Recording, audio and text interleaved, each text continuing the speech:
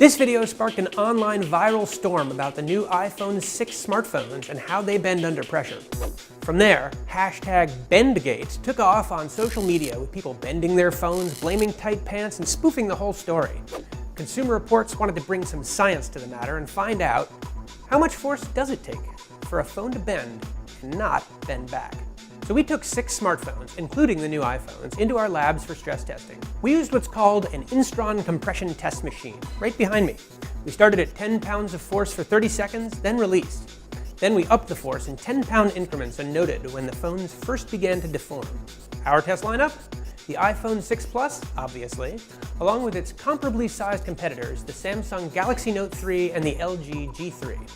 We also tested the smaller iPhone 6 along with the HTC One M8. And for Apple fans still holding on to their iPhone 5, we threw that one in too. We tested one sample of each. Turns out, it takes a lot of force to permanently bend one of these new iPhones. And all the other phones we tested for that matter. Even the phones that bent first, the iPhone 6 and HTC One, took 70 pounds of force before bending permanently.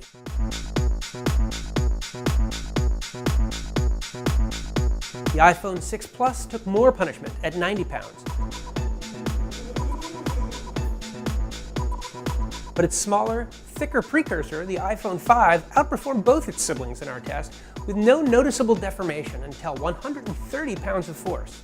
Finally, there was the LG G3 and Samsung Galaxy Note 3, which sprang back to form up until we applied 130 pounds and 150 pounds respectively.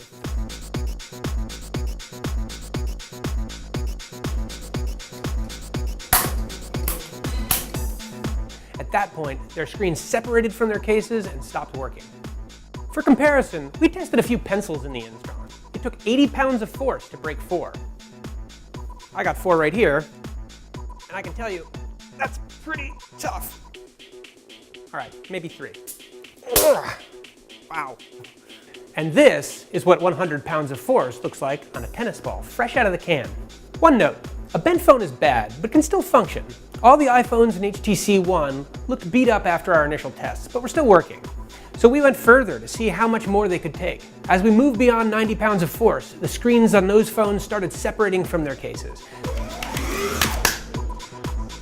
The iPhone 5 held out the longest of these 4, maxing out at 150 pounds of force. Apple's official response is, with normal use, a bend in an iPhone is extremely rare, and through our first 6 days of sale, a total of 9 customers have contacted Apple with a bent iPhone 6 Plus. So what's the bottom line for BendGate? Well, based on our comparative tests here at Consumer Reports, while not the strongest phones on the market, fears of a serious structural design flaw in the iPhone 6 and 6 Plus seem overblown.